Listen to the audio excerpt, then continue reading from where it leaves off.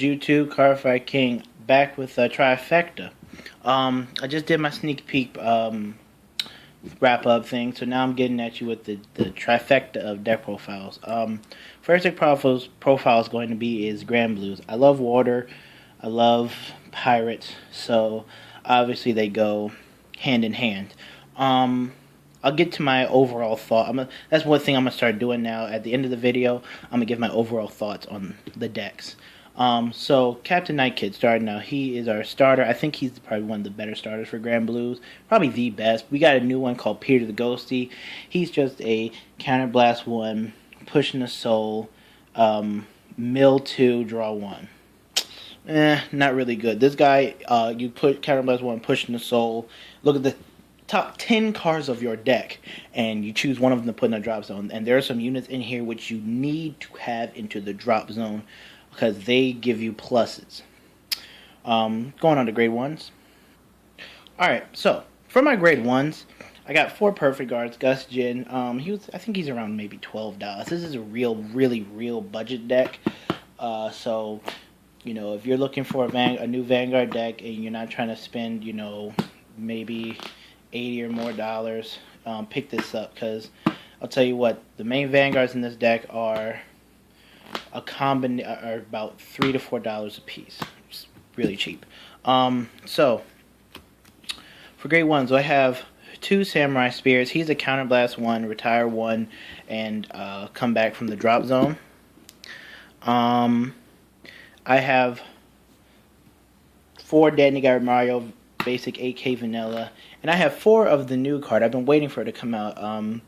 Sea Strolling Banshee. She is a decent 6K booster. Yes, it's a rare.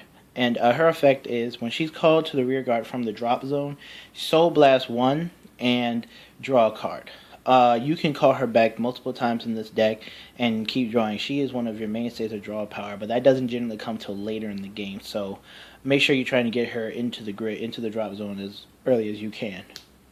On a grade 2. Alright guys, for my grade 2 lineup, I got 4 Commodore Blue Blood. He's a basic 10K vanilla, best turn 2 ride.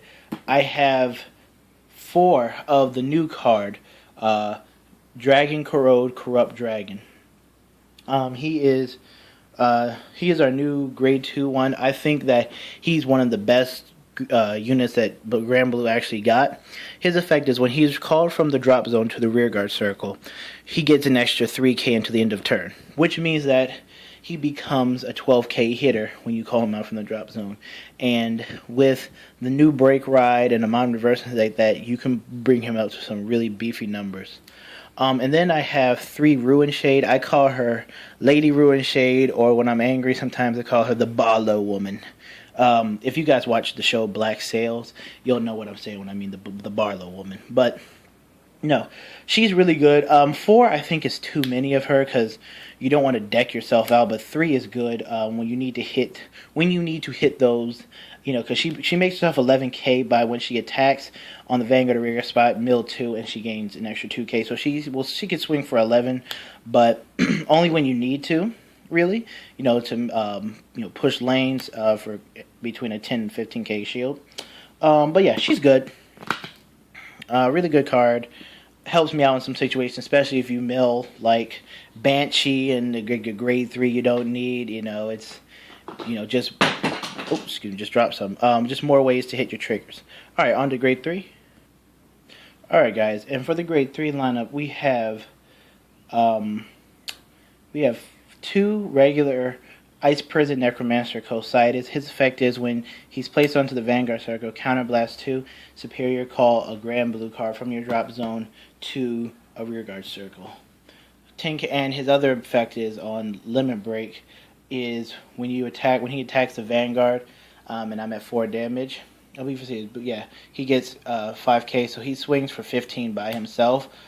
You know, with any booster behind him, you know, he hits for any booster in my deck. Anyways, he'll hit for 21 and up, so that's pretty good.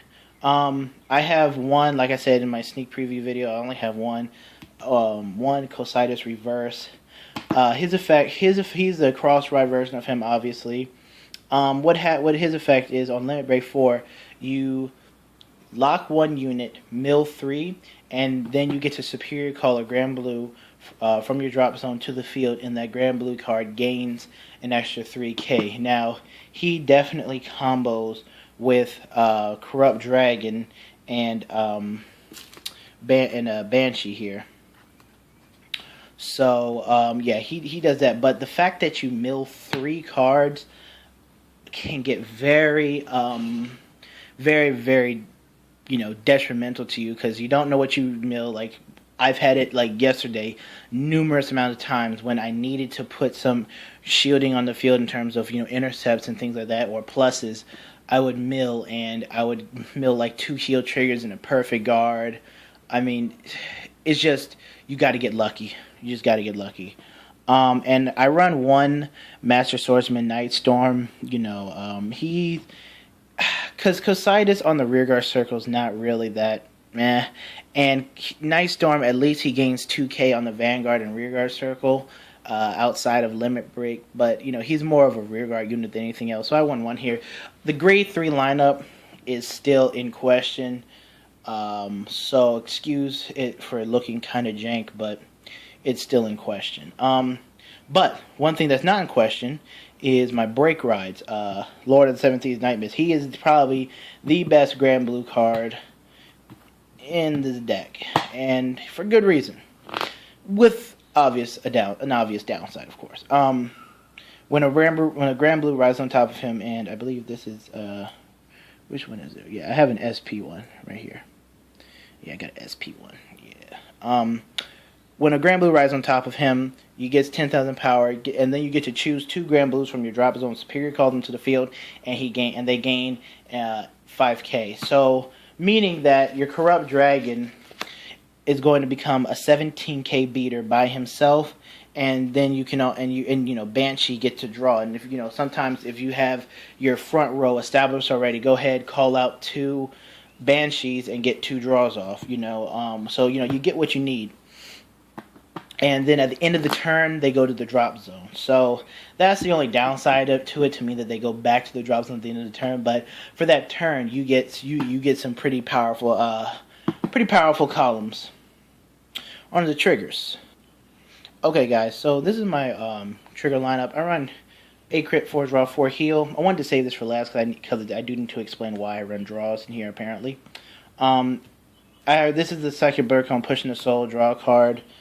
This is the new draw trigger. It doesn't do anything, but, it's just a new one. And Dr. Rouge is one of the best looking heal triggers in the game. Now, the reason why I run the draws is because this deck doesn't start drawing till late in the game. It really doesn't. Unless turn 3, you ride Cocytus with 2 open counterblasts, and you have a Banshee in the graveyard, or a Corrupt Dragon graveyard. You're not going to really get too much out of, Banshee graveyard. You're not going to get too much out of your drawing, building up hand advantage. So, the draws in there, if you can hit them early on, will alleviate that, allow you to give 5k to something and get the draw of adding another card to your hand, possibly a break ride to break ride with, things like that, or some rear guards. So, I'm mostly a defensive player. I like a strong defense, a strong offense. But I tend to do more to a defensive deck with versatile offensive capabilities. That's what I'm going to say. So with this, this gives it that defensive power that I think the deck needs. Because again, you don't start drawing and everything until later in the game. And yes, milling gets your stuff in the graveyard and things like that. But with this deck, when you get him in your hand or on the field or Banshee, you want to just guard with this card, intercept with him, guard with Banshee, drop her for perfect guards rather than triggers, something like that, just to get some copies of them into the drop zone, so late in the game you can start plussing off of their effects. So that's the whole reason why I run draw triggers, is to get your draws in earlier in the game if you could hit them, and then later in the game when you start plussing, you can plus, and comfortably you've hit some, defensive draw triggers that help you move cards out of your deck. And that's going to be the end of that profile. I'm about to go over my thoughts on the deck. Okay, so my overall thoughts on this deck, it's not a deck that I would take to like a box. I mean, I wouldn't play it in like a box tournament, something of high importance or anything like that. I'm going to consult with Warlike-in36. He's probably the best Granblue player that I know. He's probably the only Granblue player other than me that I know, and I'm going to consult with him about my build and things like that. But I do want to hear critique from you guys. But overall, I think this deck is an extreme rogue deck. It's come up a lot. It's competitive, somewhat competitive now. You can play it in tournaments, but I just wouldn't really trust this in an upper scale tournament. I mean, if it's like your local tournament and you're just there really to have fun, you're not looking to do a 4-0 sweep, make top, sweep them to. I mean, I'm looking always to do that, but I guess some people, if you're not looking to do that, just play this deck. It's a fun deck. To me, it's a fun deck. It's pluses. It starts to plus late in the game. Cocytus reverse is probably one of the most underwhelming reverse units to me.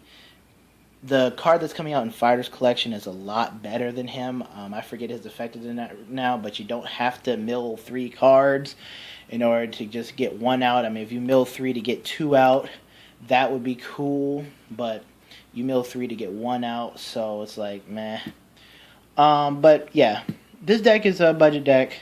It's pretty good. Cocytus Reverse is about I saw on Ideal 808, he's about a $2 to $3 card. This guy is about a $3 to $4 card, really, really cheap. So, yeah, definitely like, comment, subscribe. I got Angel Feathers coming up next. Super excited for that deck, and I'm going to talk a lot about that one. So, this has been the King Trifecta Part 1, and I'm out.